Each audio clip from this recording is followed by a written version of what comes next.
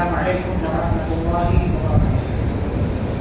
بسم اللہ الرحمن الرحیم، الحمد للہ رب العالمین، والصلاة والسلام علی رسولہ الامین نبینا محمد وعلی آلہ واصحابہ اجمعین ومن تبعهم بإحسان إلى يوم الدین، اما بعد۔ معزز حاضرین، میں آپ سے ایک سوال کروں کہ وہ کون سے صحابی ہیں جن کا تذکرہ اللہ رب العالمین نے قرآن مجید میں نام لے کر کے کیا ہے؟ زید، کون زید؟ زید بن حارثہ۔ زید بن حارثہ، زید کہیں گے تو کام نہیں چلے گا۔ زید بن حارثہ رضی اللہ تعالیٰ عنہ کا نام اللہ رب العالمین نے قرآن مجید کے اندر ذکر کیا ہے، اور آج انہی کے تعلق سے ہم یہاں پر انشاءاللہ کچھ باتیں جانیں۔ زید بن حارثہ رضی اللہ عنہ کا نام کیا ہے؟ زید بن حارثہ بن شراحیل یا شرحبیل بن عبد العزیٰ بن امرؤ القیس، اور اس کے بعد پھر اور نام۔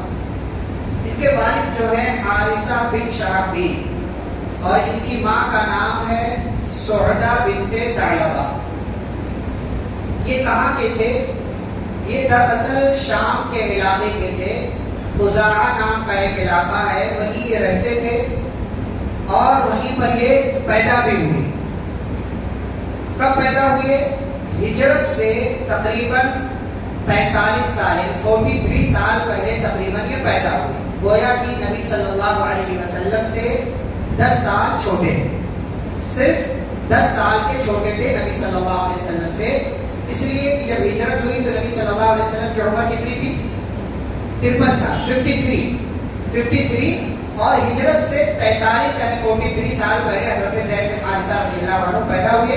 اس اعتبار سے 10 سال چھوٹے تھے نبی صلی اللہ علیہ وسلم سے۔ یہ اپنے علاقے میں تھے، ان کی عمر تقریباً 15 کے آس پاس تھی، یعنی لڑکے ہی تھے، بالکل ابھی نوجوانی کا دور شروع ہوا تھا، ٹین ایج کا مرحلہ شروع ہوا تھا کہ ان کے علاقے پر قبیلہ تہامہ کے ڈاکوؤں نے چھاپا مار دیا، اس لیے کہ جو وہ حجاز کا علاقہ ہے نا، تو مختلف علاقوں میں ڈاکو، چور، اچکے حملہ کیا کرتے تھے۔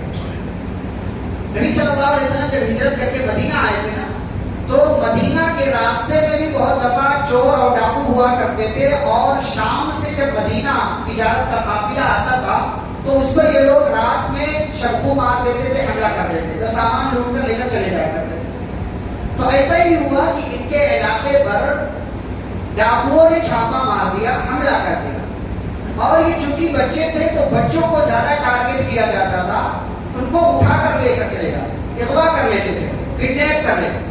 تو ان کو کڈنیپ کر لیا ڈاکوؤں نے، اور شام سے حجاز لے کر کے آ گئے، اور حجاز کے اندر مختلف مارکیٹ لگتی تھی، سوق عبید ہے، سوق رکاز ہے، اور کئی ایک مارکیٹ۔ تو بعض روایتوں کے مطابق سوق رکاز میں یا بعض روایتوں کے مطابق سوق عبید میں لا کر کے ان کو بیچ دیا گیا۔ اب خریدا کس نے؟ حکیم بن حزام نے خریدا ہے۔ حکیم بن حزام کون ہے؟ حضرت خدیجہ رضی اللہ تعالی عنہا کے بھتیجے، حضرت خدیجہ رضی اللہ تعالی عنہا کے بھتیجے۔ انہوں نے زید کو خرید لیا، اور خریدنے کے بعد لا کر کے اپنی پھوپھی خدیجہ کو دے دیا، کہا کہ یہ آپ کی خدمت کے لیے میری طرف سے یہ تحفہ، یہ گفٹ ہے۔ بعض روایتوں کے مطابق اس وقت خدیجہ رضی اللہ عنہا کی شادی ہو چکی تھی نبی صلی اللہ علیہ وسلم سے، اور بعض روایتوں کے مطابق زید کے مل جانے کے تھوڑے دنوں کے بعد خدیجہ رضی اللہ تعالیٰ عنہ کی شادی ہوئی رسول اللہ صلی اللہ علیہ وسلم سے۔ اب جب شادی ہو گئی اور خدیجہ رضی اللہ تعالیٰ عنہ نبی صلی اللہ علیہ وسلم کے عقد میں، آپ کے نکاح میں آ گئی، تو نبی صلی اللہ علیہ وسلم کی خدمت کے لیے خدیجہ رضی اللہ تعالیٰ عنہ نے اپنے بھتیجے کا دیا ہوا تحفہ غلام کی صورت میں وہ نبی صلی اللہ علیہ وسلم کو دے دیا، کہا اب یہ آپ کی خدمت کرے گا، اب یہ آپ کے حوالے۔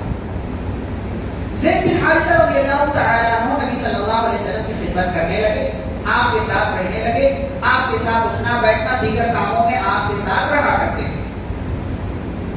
کہ آپ صلی اللہ علیہ وسلم کی عمر 40 سال کی ہوئی، آپ کو نبی بنا دیا گیا، آپ کو رسول بنا دیا گیا، بلکہ اس سے پہلے ہی بعض روایتوں کے مطابق یہ آتا ہے کہ چونکہ حج وغیرہ عرب والے کیا کرتے تھے، حج کا سلسلہ پہلے بھی چالو تھا نبی صلی اللہ علیہ وسلم کے نبی بنائے جانے سے پہلے بھی، تو ان کے علاقے یعنی زید بن حارثہ رضی اللہ عنہ کے علاقے کے لوگ حج کرنے آئے ہوئے تھے مکہ میں، خانہ کعبہ میں پہنچے تو ان میں سے کچھ قبیلے والوں کی نظر پڑی زید پر۔ اب 15 سال کے تھے اس وقت جب بچھڑ گئے تھے اپنے علاقے کے لوگوں سے یا اپنے گھر والوں سے، اب عمر بڑی ہو چکی تھی تو قبیلے والوں کو پہچاننے میں تھوڑی دشواری ہوئی، نظر پڑی جب، لیکن بہرحال انہوں نے پہچان لیا اور ان کو یہ لگا کہ یہ ہمارے علاقے کا ہی بچہ ہے اور یہ حارثہ کا بیٹا ہے۔ گئے اپنے علاقے میں جب یہ لوگ واپس گئے تو زید رضی اللہ عنہ کے والد حارثہ کو اور خاندان کے لوگوں کو بتایا کہ آپ کا بیٹا جو غائب ہو گیا تھا اور ڈاکوؤں نے وہ ان کو اٹھا لیا تھا، لے کر چلے گئے تھے، وہ مکہ میں، چنانچہ چاہیے آپ لوگ اس کو لے کر کے آئیے۔ اب زید رضی اللہ عنہ کے والد حارثہ اور ان کے چچا کعب یہ دونوں مکہ آئے اور مکہ آ کر کے پتہ کیا تو پتہ چلا کہ فلاں گھر میں ہمارا بیٹا رہتا ہے۔ اب یہ لوگ نبی صلی اللہ علیہ وسلم کے پاس آئے، مجلس ہوئی، محفل جمی، کیا معاملہ ہے، سب کچھ سنا گیا، دیکھا گیا، تو نبی صلی اللہ علیہ وسلم نے زید کو آپشن دے دیا، کہا زید دیکھو یہ تمہارے والد ہیں، یہ تمہارے چچا ہیں، تم ان کے ساتھ جانا چاہو میری طرف سے تم آزاد ہو، جا سکتے ہو، کیونکہ اس سے پہلے نبی صلی اللہ علیہ وسلم کو آزاد کر چکے، غلام بن کر کے آئے تھے لیکن آزاد کر دیا تھا آپ صلی اللہ علیہ وسلم نے، لیکن پھر بھی خدمت میں لگے رہتے تھے آپ صلی اللہ علیہ وسلم کے پاس، آپ کو چھوڑ کر کے نہیں گئے۔ تو کہا دیکھو آج تمہارے پاس موقع ہے، اختیار ہے، آپشن ہے، چاہو تو اپنے باپ اور چچا کے ساتھ اپنے گھر والوں کے پاس چلے جاؤ، اپنے خاندان والوں کے پاس چلے جاؤ، یا چاہو تو میرے پاس رہو، دونوں آپشن تمہارے پاس ہے، میری طرف سے کوئی پریشر نہیں، کسی طرح کی کوئی زبردستی۔ باپ نے بھی کہا، چچا نے بھی کہا کہ بیٹا ہمارے ساتھ ہمارے گھر میں چلو، گھر والے انتظار کر رہے ہیں۔ زید رضی اللہ تعالیٰ عنہ نے اس وقت جو جملہ کہا، فرمایا انی قد رأیت من هذا الرجل، انی قد رأیت من هذا الرجل شيئا ما انا بالذي اختار عليه احدا ابدا، فرمایا کہ میں نے اس انسان کے پاس رہ کر کے جو چیزیں دیکھی ہیں ان چیزوں کو دیکھ لینے کے بعد اب کوئی مجھے کوئی اور آپشن دے میں وہ آپشن لینے کے لیے تیار نہیں، کبھی بھی آبادن کا لفظ استعمال ہے، کبھی کوئی مجھے کچھ بھی دے دے، مجھے کچھ بھی تحفہ دیا جائے، کوئی سامان دیا جائے، لیکن اس بندے اس انسان کے پاس جو برکتیں ہیں، جو میں نے دیکھا ہے، جو مشاہدہ کیا ہے، وہ چھوڑ کر کے میں اب اور کہیں کسی اور کے پاس نہیں جاتا۔ گھر جانے سے، باپ کے چچا کے ساتھ جانے سے زید بن حارثہ رضی اللہ تعالیٰ عنہ نے انکار کر دیا۔ باپ کو عجیب لگا، باپ نے ڈانٹا، باپ نے سمجھایا کہ تم آزادی پر غلامی کو ترجیح دے رہے ہو، تم اپنے علاقے کو چھوڑ کر کسی اور علاقے میں رہنے کا آپشن اختیار کر رہے ہو، یہ کون سی عجیب بات کر رہے ہو، یہ کون سی عجیب حرکت کر رہے ہو۔ پیارے نبی صلی اللہ علیہ وسلم نے جب یہ ماجرا دیکھا، زید بن حارثہ رضی اللہ تعالیٰ عنہ کی زبان سے یہ کلمہ سنا تو آپ صلی اللہ علیہ وسلم گئے اور آپ نے اعلان کر دیا کہ زید آج سے میرا بیٹا ہے، زید میرا وارث ہوگا اور میں اس کا وارث ہوں گا۔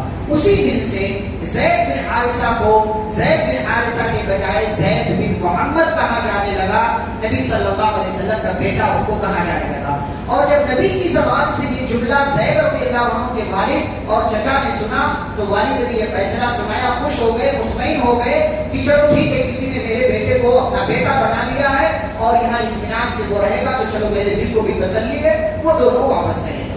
ادھر پیارے نبی صلی اللہ علیہ وسلم کے گھر میں وہ رہنے لگے، آپ صلی اللہ علیہ وسلم کو نبوت ملی، آپ نبی اور رسول بنا دیے گئے، آپ نے دعوت و تبلیغ کا کام شروع کیا۔ سب سے پہلے خدیجہ رضی اللہ عنہا کو یہ بات معلوم ہوئی، انہوں نے اسلام قبول کر لیا۔ علی رضی اللہ عنہ کو معلوم ہوئی، انہوں نے اسلام قبول کر لیا۔ اور تیسرے نمبر پر زید بن حارثہ رضی اللہ تعالیٰ عنہ نے پیارے نبی صلی اللہ علیہ وسلم کے دین کو قبول کیا۔ ابو بکر صدیق رضی اللہ عنہ سے پہلے یہ مسلمان ہوئے اور اس کے بعد چوتھے نمبر پر ابو بکر صدیق رضی اللہ عنہ مسلمان ہوئے۔ حضرت زید بن حارثہ رضی اللہ تعالیٰ عنہ نبی صلی اللہ علیہ وسلم کے پاس رہنے لگے، مسلمان ہو گئے، اسلام کی دعوت و تبلیغ کا کام شروع ہوا۔ تو آپ صلی اللہ علیہ وسلم اب جب کہیں بھی جاتے تھے تو زید بن حارثہ رضی اللہ عنہ کو اپنے ساتھ رکھتے تھے. اور آپ جانتے ہیں کہ طائف کے سفر میں جب آپ صلی اللہ علیہ وسلم گئے تو آپ کے ساتھ زید بن حارثہ رضی اللہ تعالیٰ عنہ. جب بھی کوئی سفر آپ صلی اللہ علیہ وسلم کرتے تھے تو زید بن حارثہ رضی اللہ تعالیٰ عنہ کو اپنے ساتھ رکھا کرتے تھے. یہاں تک کہ ہجرت کا وقت آیا تو زید بن حارثہ رضی اللہ تعالیٰ عنہ بھی ہجرت کر کے مدینہ پہنچے اور جہاں آپ صلی اللہ علیہ وسلم کا قیام تھا کلثوم بن حضر رضی اللہ تعالیٰ عنہ کے گھر میں, وہیں پر حضرت زید بن حارثہ رضی اللہ تعالیٰ عنہ نے بھی قیام کیا قباء والے علاقے میں. اور اس کے بعد جب مدینہ آپ صلی اللہ علیہ وسلم پہنچے تو ابو ایوب انصاری رضی اللہ تعالیٰ عنہ کے گھر شفٹ ہوئے. آپ صلی اللہ علیہ وسلم نے مدینہ پہنچ کر جو بھائی چارے کا رشتہ قائم کیا تو زید بن حارثہ رضی اللہ تعالیٰ عنہ کو حمزہ رضی اللہ عنہ کا بھائی بنایا گیا. حالانکہ دونوں مہاجرین ہیں لیکن دونوں کو بھائی بنایا گیا. اور بعض روایتوں کے مطابق ایک انصاری صحابی اسید بن حذیر رضی اللہ تعالیٰ عنہ کا بھائی بنایا گیا زید بن حارثہ رضی اللہ تعالیٰ عنہ کو. اور پھر اس کے بعد جنگیں شروع ہوئی تو غزوہ بدر میں شرکت کی زید بن حارثہ رضی اللہ عنہ نے. اور شرکت جب کی اور مسلمانوں کو فتح مل گئی تو مسلمانوں کی جانب سے فتح کی خوشخبری لے کر کے سب سے پہلے جو مدینہ پہنچے نبی صلی اللہ علیہ وسلم کی طرف سے وہ زید بن حارثہ رضی اللہ تعالیٰ عنہ تھے.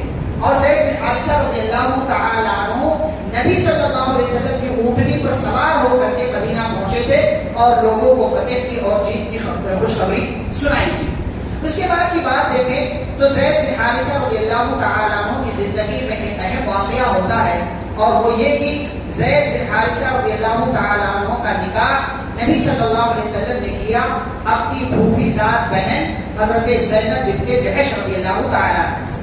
حالانکہ دونوں کے درمیان بہت بڑا فرق تھا خاندان کے اعتبار سے, دونوں کے مزاج میں فرق تھا, دونوں کی اور مختلف چیزوں میں فرق تھا.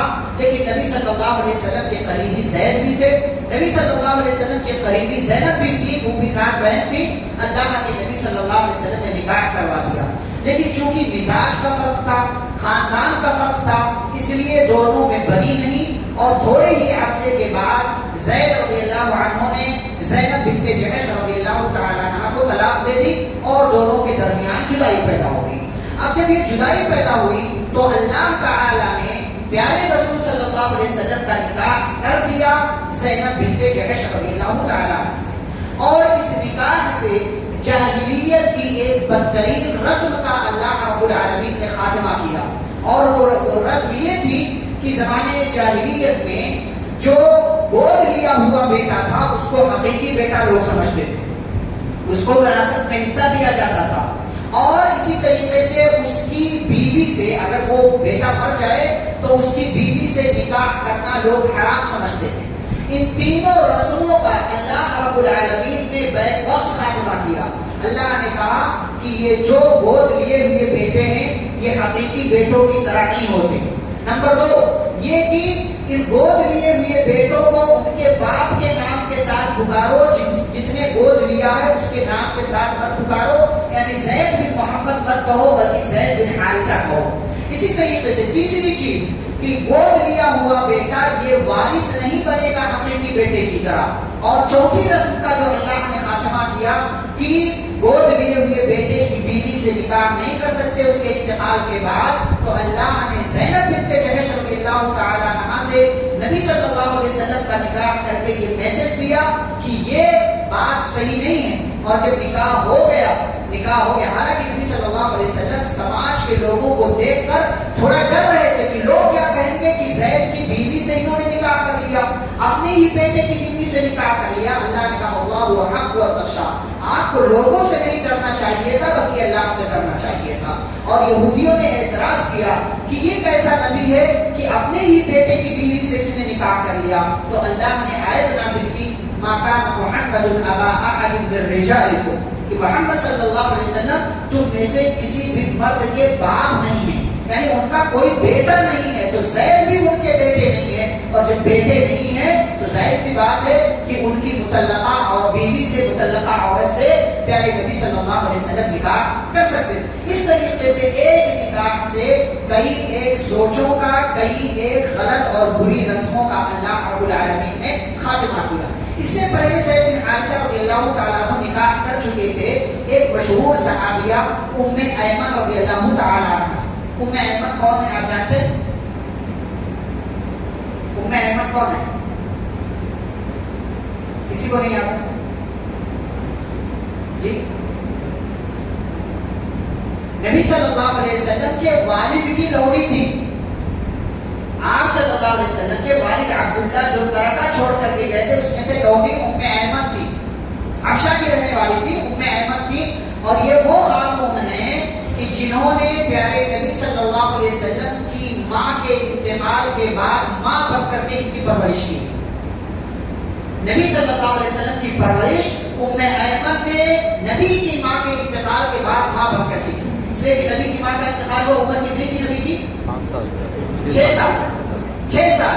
اور ام ایمن رضی اللہ تعالی عنہ بڑی تھی، اور نبی صلی اللہ علیہ وسلم سے اور بڑی تھی، کئی بڑی تھی.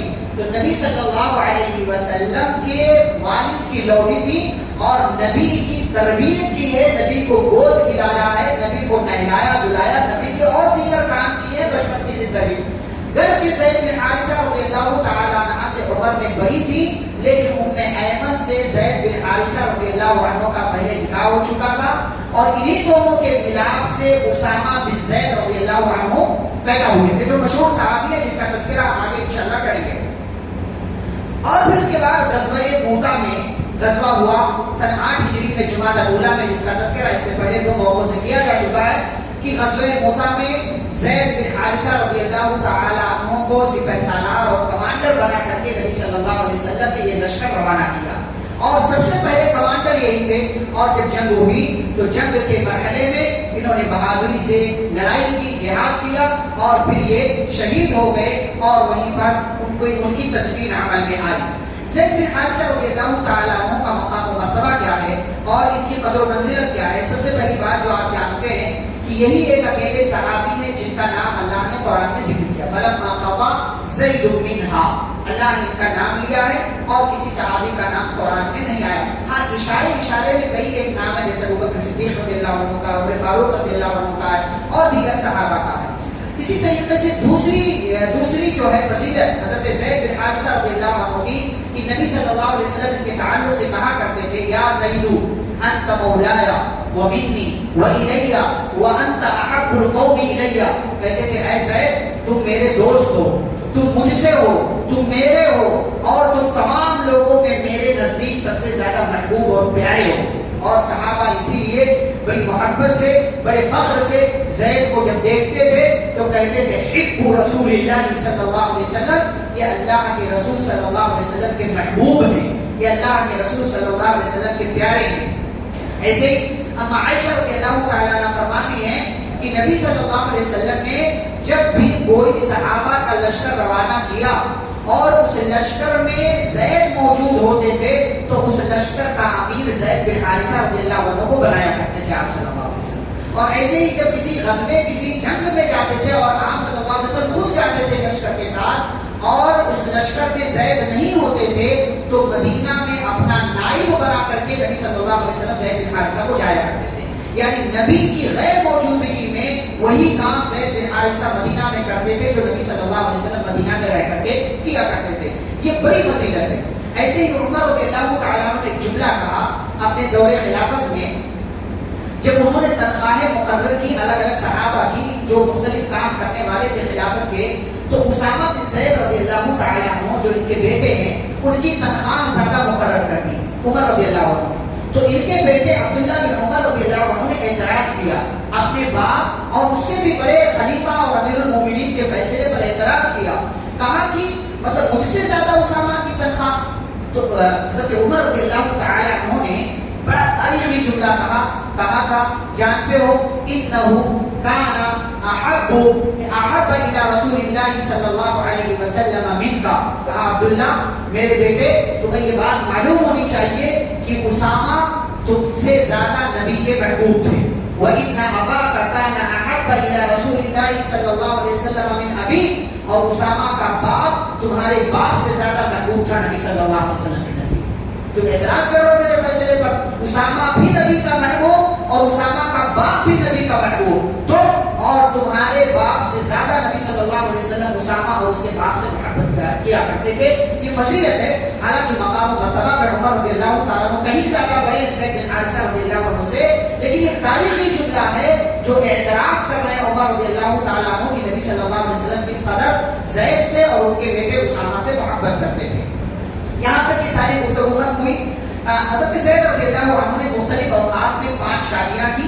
ایک شادی جیسا کہ میں نے کہا ام ایمن رضی اللہ عنہا سے, یہ بھی صحابیاں ہیں, اور ان سے اسامہ بن زید رضی اللہ عنہ پیدا ہوئے. ایک جو ہے خاتون زینب بنت جحش, نبی صلی اللہ علیہ وسلم کی پھوپھی صاحب بہن, بعد میں طلاق ہو گئی.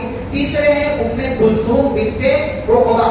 ام کلثوم بنت عقبہ, ان سے 2 اولاد ہوئی, ایک رقیہ اور دوسرے زید. زید کے بیٹے کا نام زید, باپ کا بھی نام زید اور بیٹے کا بھی نام زید. چوتھی خاتون ہے درہ بنت ابو لہب, ابو لہب کی بیٹی تھی.